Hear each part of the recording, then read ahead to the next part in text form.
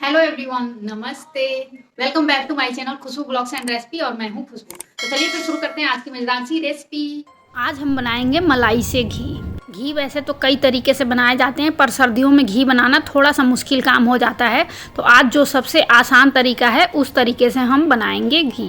इसके लिए हमने ले लिया है यहाँ पर मलाई, जो कि हमने इकट्ठी कर रखी है। ये नॉर्मल जो हमारे घर में दूध आता है ना, उससे मलाई जो निकलती है वही मलाई इकट्ठी की हुई है। तो यहाँ पे हमने जो मलाई इकट्ठी कर रखी है वो सारी मलाई ले लेंगे और एक कढ़ाई लेके और सारी मलाई उसमें डाल देंगे और इसको एक चम्मच की हेल्प से ऐसे करते हुए ना मलाई को थोड़ा सा तोड़ देंगे। जब हम इसको फ्रीज में रखते हैं तो ये जमने के टाइप में आ जाता है, तो इसलिए थोड़ा मोटा मोटा हो जाता है। तो इसको ऐसे चम्मच से करते हुए तोड़ देंगे तो ये छोटा हो जाएगा, तो जल्दी से मेल्ट हो जाएगा। इसे मैंने फ्रीज में से 1 घंटा पहले ही निकाल के बाहर रख दिया है, इसलिए थोड़ा सा मेल्ट टाइप में हो गया है। अगर आप फ्रीज से तुरंत निकाल रहे हैं तो इसको ऐसे अच्छे से तोड़ लीजिएगा। इसके बाद हम कढ़ाई को रख देंगे गैस की फ्लेम ऑन करके गैस पे।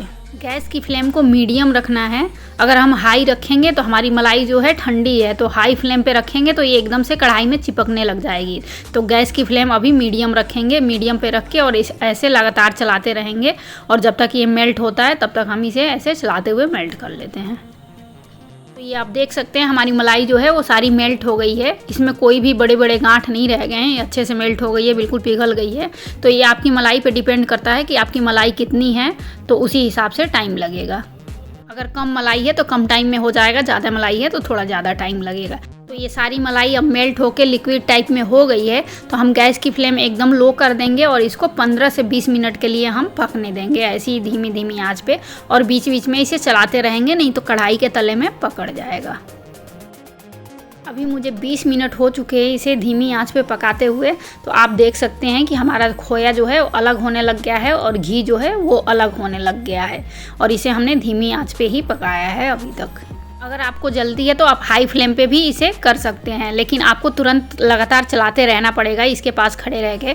लेकिन जब हम धीमी आंच पे इसे बनाते हैं ना, तो बीच बीच में चलाते रहते हैं और अपने दूसरे काम भी करते रहते हैं। तो अगर आप हाई फ्लेम पे बना रहे हैं तो एकदम ध्यान रखिए कि इसे लगातार वहीं खड़े रह के चलाना पड़ेगा। तो अभी आप देख सकते हैं कि ये खोया इतना कच्चा है कि अभी हम घी से इसे आसानी से अलग नहीं कर सकते। तो अभी 5 मिनट के लिए इसे और पका लेते हैं। तो ये देखिए 5 मिनट इसे और पका लिया है। अब खोया जो है हमारा बहुत ज़्यादा ना पका हुआ है ना बहुत ज़्यादा कच्चा है। अगर इस खोए को हमें इस्तेमाल करना है किसी भी मिठाई बनाने में या कहीं पे भी, तो इसको हमें थोड़ा कच्चा में ही निकालना पड़ेगा। अगर हम ज़्यादा इसको लाल कर देंगे, पका देंगे, तो इसको हम रख के किसी मिठाई के लिए यूज़ नहीं कर सकते हैं। जब खोए का कलर ऐसा गोल्डन ब्राउन हो जाए ना, तभी हमें समझ जाना चाहिए कि हमारा घी रेडी हो चुका है। तो हम इससे अब खोए को बाहर कर देंगे, मतलब ऐसे निकालेंगे छन्नी से।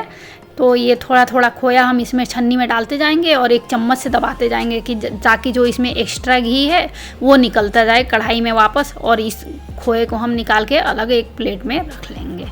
तो अभी हम इसी तरीके से सारे खोए को निकाल लेते हैं, घी से अलग कर लेते हैं। तो ये देखिए कितना बढ़िया बिल्कुल हमारा फ्रेश खोया घर का बना हुआ निकला है। और इस घी को हम 1 मिनट के लिए और पका लेते हैं। उसके बाद गैस की फ्लेम ऑफ कर देंगे और इसको थोड़ा सा ठंडा होने देंगे। उसके बाद हम छान लेंगे। तो जब हम मलाई से मक्खन बना के घी निकालते हैं तब घी थोड़ा ज़्यादा निकलता है और खोया जो है वो थोड़ा कम निकलता है। लेकिन जब हम मलाई से डायरेक्ट घी निकालते हैं तब खोया ज़्यादा निकलता है और घी थोड़ा कम निकलता है, बस इतना ही फ़र्क होता है। और ये जो हमारा खोया निकला है ये बिल्कुल फ्रेश घर का बना हुआ है, इसमें कोई भी मिलावटी नहीं है। तो इससे आप कोई भी मिठाई बना सकते हैं, बच्चों को भी खिला सकते हैं। इसमें कोई भी मिलावट नहीं है क्योंकि हमने ये घर पे बनाया है बिल्कुल शुद्ध। और इसे हमें इसी तरीके से थोड़ा सा कच्चा रहते हुए निकाल लेना है। ज़्यादा इसको एकदम लाल करके निकालेंगे तो इसके टेस्ट में कड़वाहट आ जाएगी, हम किसी मिठाई में यूज़ नहीं कर पाएंगे। और ऐसे थोड़ा कच्चा निकालेंगे ना तो हम किसी भी मिठाई के लिए यूज़ कर सकते हैं। और अब हमने जो घी तैयार किया है वो भी ठंडा हो गया है, तो उसे छान लेते हैं।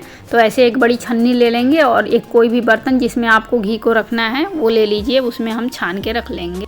तो आज मैंने आपको सबसे सरल और आसान विधि बताई है घी निकालने की, कि मलाई से घी कैसे निकालें। अगर आपको मलाई से मक्खन बना के उसके बाद घी बनाने की रेसिपी चाहिए तो मुझे कमेंट बॉक्स में ज़रूर बताइएगा। तो आज हमने कितनी आसानी से घर पे एकदम शुद्ध और साफ़ घी निकाल के तैयार किया है। इसे आप दाल में या किसी भी चीज़ में डाल के खा सकते हैं, बच्चों को खिला सकते हैं। ये घर का बना हुआ एकदम शुद्ध और साफ़ घी है। तो विंटर के मौसम में आप भी बहुत आसानी से इस तरीके से मलाई से घी बना सकते हैं अपने घर पे ही। और आज की अगर घी बनाने की ये आसान सी रेसिपी आपको पसंद आई हो तो वीडियो को लाइक ज़रूर कीजिएगा।